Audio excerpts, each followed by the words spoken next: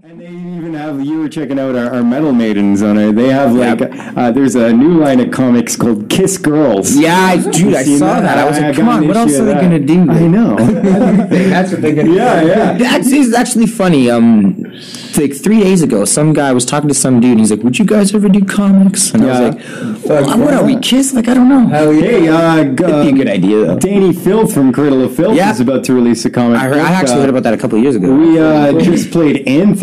Scott Ian from Anthrax is written for DC Comics. Really? No way. Actually, something if I would ever like to do I'd like to bring Don Valley into like the video game world. I'd love to do something like that, you know. But I like music is what I want to do my music and get there. And if I had an opportunity to ever do anything, it'd probably be like instead of taking the comic book route, I'd want to take the video game route. What was that video game that Jack Black did with all the music? Brutal Legend. That's it. Jack Black is a legend, man. I love him. Everybody, they're all voices overs in that game, man. Every voice is somebody in it. There's no like voiceover artists. They even have I don't know what you call them divas, women in metal. I don't know who they are. But I think they have the chick from Arch Enemy. Angela Gasol. Yeah, I think she's doing the voice. Actually, just left. They just got a. That suck. I didn't know that. I got one more story to give after this interview. I did not know that. Be that they got a Canadian singer now. Oh, I'm reading it. It's very. I'm gonna check that out when I go home. So, what got you guys into metal?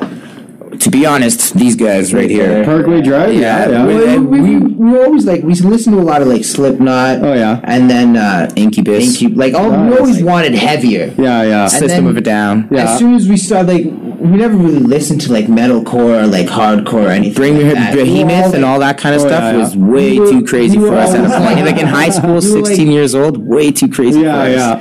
And then we was into the rock, Motley Crue, Kiss and stuff like that. And then when we heard Parkway Drive, Killing with a Smile, did breakdowns and stuff. I was like, oh, that's the heaviest thing I've ever heard. Nice. I need to play music like that. Big band like that for me was Ministry. Actually, Ministry's really good. Yeah. Lamb of God. I just feel I got into them as soon I forget the first song I heard from them was what is that? Laid to Rest. That's what it is. Laid to Rest. I actually I got their CD Burn the Priest. If you Burn the Lamb of God. I keep hearing about that. I had one song without knowing what it was. I think Terrible Hubu. I don't know. Our guitar player told me it wasn't Lamb of God, though. And I was like, what? I thought it was Lamb of God. And then he said it was their first band. Well, it's still basically Lamb of God. Yeah. You know? It's like LOG. I just found out that's their abbreviation. So who influenced you guys to pick up your specific instruments? I'd say bands like Kiss, Motley Crue. I want to be the Cat, man. Animal. Demon for me, man. I love Demon. Wait a second. Not even Peter Criss wants to be Peter Criss. I thought he was the coolest. I thought he was. I loved all that stuff. Animal too, from the Muppets. Yeah. I even do this collar thing. Influenced by Terry Bozzio, of course, of Frank Zappa's drummer. Yeah. I even do the whole dog collar thing. It's actually my dog because he passed away, and I just got his dog collar. So it's like keeping him with you. Yeah, and I have a half shirt like Animal and everything. Awesome. But I've other bands for as long as the metal route would be like Parkway Drive, Holly Springs, Shortline Hero was a local Toronto band that was around back early 2000s. They're really good southern. I love southerny music, so every time I die, the Chariot, Norma Jean, stuff like that, when I started getting into Under Oath is another one. They released an album. Christian, man, they put Norma Jean too, man. Some good stuff. Christian? Yeah, fully. Their second album, Bless the Martyr or whatever, is Bible stuff. Oh really? And I didn't know. I don't know, man, but they're good stuff. So I just one time Jeff asked, we were seeing Under Oath, and he goes up and he asked him, he's like, "You guys actually Christian?" Yeah. And they got on and made. They got on under. This was They were like, "We are Christians. Do what you do because you believe in it." I felt so bad. I was like, how could you guys write such amazing music? And I don't know anything. I didn't know at the time. I was 16 or something. So I didn't know how to approach people and ask questions. Christian metal. It was new to me. As far as I knew, POD was the heaviest you got. Yeah, pretty much. And they aren't even Christian metal as far as I know. I don't. Christian rock or whatever. Like, Christian. It's new metal, but then like the Christian puts. I love the POD Christian by the way. They're amazing. All right, so let's say theoretically, you guys win this Wacken Battle of the Bands, and then you go and play Wacken. What do you guys think it's going to be like when you come back? Boring. It's gonna be like, wow, we were in Germany. Yeah. What are we doing now? No, we're gonna be booking so many tours and stuff this summer. We got a couple tours in the works for the summertime. Whether you win or not. Whether we win or not. Nice. So we're to be honest, dude. We came into this competition. Yeah. Like, just thinking it would be good promotion for us. Like, we don't even have any expectations to win, but you can never go into something or battle being like that. You gotta be like humble. Yeah, you gotta be like, we're gonna do is like, we're great. We're gonna be awesome, the best we can. Like, what was that? We could do the best we can. That's you don't want to be like you're the cockiest guy in the room. That nobody likes that. Yeah, exactly. So, and then when you win, then you're just like that jerk. Yes. So yeah, good things are going good for you. Well, what do you? So let's say theoretically you don't win. Not that I'm trying to jinx you guys or anything, but what would the next step for Don Valley be from there? Well, killing spree throughout Toronto. No. Everybody's gonna pay. Watch out! For that we do have a surprise for the summer that we're really? trying Yeah, to bring out. it's gonna be really cool. Something new for the fans. We got some new I can just merch. say one thing: new merch treble ideas. charger. Really? Are Treble Chargers still around? Yep. Yeah, they hugely around, man. They just got back together, putting out some stuff. I think they're thinking about working on a new album. Oh, awesome! But yeah, we were actually jamming with him a little while ago. So Greg Noreen from he's a cool guy. Yeah. When was the last time those guys like put out some? They haven't put out a song in a long time. That I actually know about is 100 million people saw. Yeah. But they haven't put out anything new for a while. But No. they've been playing shows. They played a couple they played the Coe Festival just recently. Oh, really? And because we were trying to get on that, and then I saw they were on there. I was like, oh my god, you're on this festival?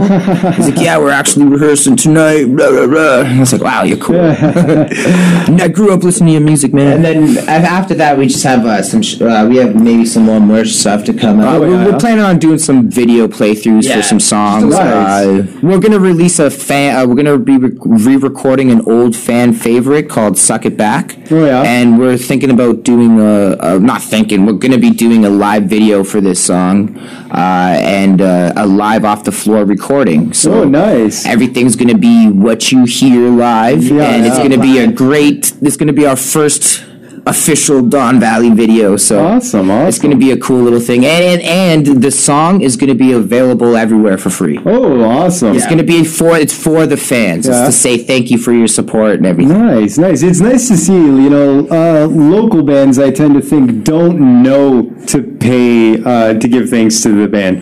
Well, last we had a show out in London actually. Oh, sorry. No, thanks to the fans. I'm being distracted. No worries. We had a show out in London actually where we were late. We just got lost on driving. Timing just never worked up, and there was a lot of traffic. We were on the road from 4 to 9. Oh man, I know. I used to be in cadets, and we went to used to go and stay at the army base up in London. It's a mission. It is, man. And I remember one time our bus driver got lost. We ended up being on that friggin' bus for 8 hours. It's like, holy moly. Yeah. And then, but when we got there, because we were so late. Yeah, we were 3 hours late. We had 3 sets of shirts, so we just gave away our first 2 sets of shirts for free. Everybody at the show got one for free. And it's because we were 3 hours late. It's like, here's a huge thank you for you. And it was a big success. Right? Everybody stuck around. Everybody got a free shirt. Everybody loved it. Nice. Yeah, I think you're right. I think you do have to really show. Well, you got to think without the people listening to your music, without fans, you're nowhere. You're playing to an empty house, or it's fun to play music, but it's always fun when people are there to listen too. So you gotta treat them as good as you would anybody. Nice. Can't just act like they pop up out everywhere. Like, fans are everything. Yeah, exactly. For every band. Yeah, for everything. Yeah, whether they want to admit it or not. Nobody's anywhere without fans. This show, what drives me to make it better constantly is because we have some great fans, feedback, man. That's what we can get. Exactly, yeah. All right, so we're going to play one more song from you guys, The Pleaser. Oh, no way. Yeah, what is this? This song features somebody. Yeah, what we try to do on our album, we're not strictly like one style. We try to hit a lot of different styles, and The Pleaser is more of our like pop punk party like song. Oh, really? Yeah, get drunk and drink some beers. With no auto tune. Yeah, no auto tune in this pop punk song. That's the best part, as far as I'm concerned. Yeah. But we for the whole vibe of the album he was just going off of, we want to bring back the party feel of like, why can't 70s, 80s music mixed with this breakdown, screaming, hardcore stuff. There be metal bands like Van Halen and Motley Crue, but with breakdowns and screaming, and progressive metal parts. Why not? That was what metal was like back in the day. That was the metal thing. And there's a theory by this guy named Marshall McLuhan. I don't know if you guys know him. No, I don't know. Basically, everything that comes up has to borrow from something from the past. Yeah. And maybe that'll be Don Valley might be the next big thing, and because they borrowed something from Van Halen, and guys smiling and having fun on stage again. That's what we like to have a good time and have fun, high energy funs. And then to answer your question about the song, it's featuring a friend of ours that was it was actually in a band. He was in a band called Vice Vera. Oh yeah, and they broke up before like he got to record anything or whatever, and we were like, oh man, you're awesome, so come do a track with us. Nice. And, he got his taste of recording on the album, and his name's Damien Martins. Damien Martins. He has a weird middle name. But it's that's how I just skipped that part. Yeah, but it's cool. He's a cool guy. He plays every once in a while. He'll jump on stage with us and do some songs. He played our city release party with us. Yeah, we're thinking about getting a cowbell player. That's just for fun. Well, I play the cowbell now, but it never hurts to have. Yeah, always need more cowbell. Yeah, it's like Joe was saying, a feel good party, drink some brews, have fun kind of song. Awesome. Well, let's check it out right now. Don Valley with The Pleaser. You're listening to the Reverend Radio Show 101.5 The Hawk. I should have said we should. I should have said. 101.5 The Hawk. You're listening to the Reverend Radio Show. That was Motorhead doing Ace of Spades. Alternate recording on that one, actually. Did you guys notice? Yeah, I did actually. It sounded kind of live. Yeah, I know the track from the Tony Hawk games, and I was like, this doesn't sound like that. Yeah, exactly. Before that, Carcass Embodiment, White Zombie. Before that, Electric Head Part 2, and started off the set with Don Valley, The Pleaser. But right now, the story on everyone's mind this week, the departure of Angela Gasau as singer of Arch Enemy. You guys hear I didn't even know that. No? I was talking about her earlier. Yeah. Didn't even know. I was reading that on Facebook today. She's still managing the band, from what I understand, though. But cool. she hasn't totally left the band. It was her decision to leave, too. Well, maybe they have somebody better. You never know. Well, that's that could be something. Going, sir. You're jumping ahead of me. Yes, Canadian metal babe Alyssa White Glues of The Agonist was selected as her replacement. Yes, that's awesome. Of course, a lot of people on the internet hate this kind of change, but we were just talking about haters on the internet off the air. People on the internet hate everything. Yeah. I'm pretty sure that's what the internet is for. Yeah, basically. You'd be there if you couldn't hate something. Yeah, exactly. If there's one thing people on the internet hate, it's change, especially when it comes to music. Oh yeah. Despite Alyssa saying she would still remain in The Agonist, though, The Agonist decided it was best if they kicked her out and found a new replacement, and they chose this chick, Vicky Sarakis, I think is how you say her name. I don't know who she is. She's a chick from Chicago. Oh wow! Yeah. That's going to be interesting. Yeah. We played with The Agonist before, so. Oh really? It'll be cool to play with them again. Yeah. With a new vocalist. Wow. Why can't you? I don't know. You never know. You never know. So yeah, both bands have released new songs with their new singers, and both songs are great. Actually, yeah, I couldn't find the Agonist one like in a format I could play on the show though. But I did bring along this new Arch Enemy song. I'll check that out. Yeah, let's check it out. I haven't heard it either. Yeah, it's awesome. That's cool. A lot of people were like, "Oh no," because you know what Alyssa is. Alyssa is a very unique style on the Agonist. Every time I hear her, I'm like, "Wow, she's so good." Yeah. But she totally Angela Gassowed up her vocal parts for this song. 1015 The Hawk.